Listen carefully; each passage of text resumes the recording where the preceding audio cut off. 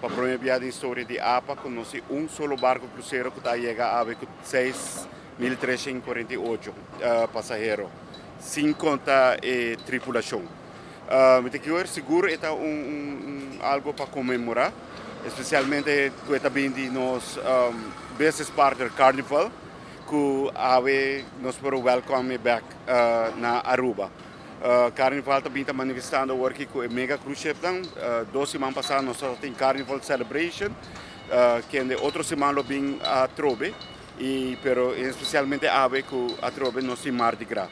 Seguro o milestone, o primeiro barco de Carnival que está operando é a LNG, então aqui está fazendo também que o linha no cruzeiro está baiano de operando mais sustentável, qual está o que nós queremos também como país.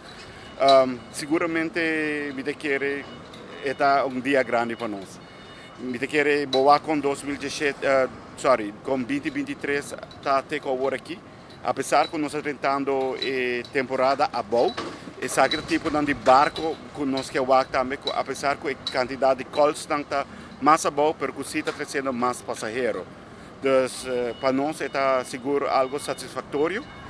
Nossa primeira maneira indicar que 2023 nós chega seguro ronde 95% do nível de 2019, qual já acaba de ano histórico.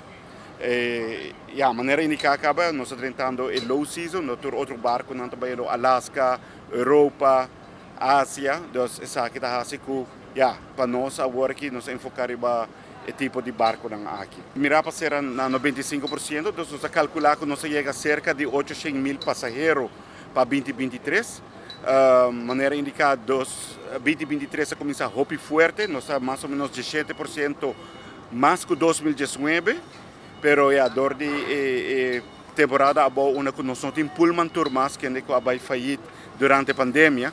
Nós estamos agora que é efeito de low season, pero nós estamos focando, anche que é difícil para atrair barco, para sobre a maioria barco, linha cruzeiro, está preferida para a Europa, que está season muito cortico, não está mandando barco na Europa, Mediterrâneo, Baltic e também Alaska. Alaska está high yielding, mas se você par de barco maneira Mardi Gras, Celebration, isso aqui está significativamente ajuda a ter a temporada a boa.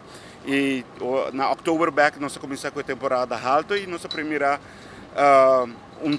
luna com 30, 50 calls a Trobe.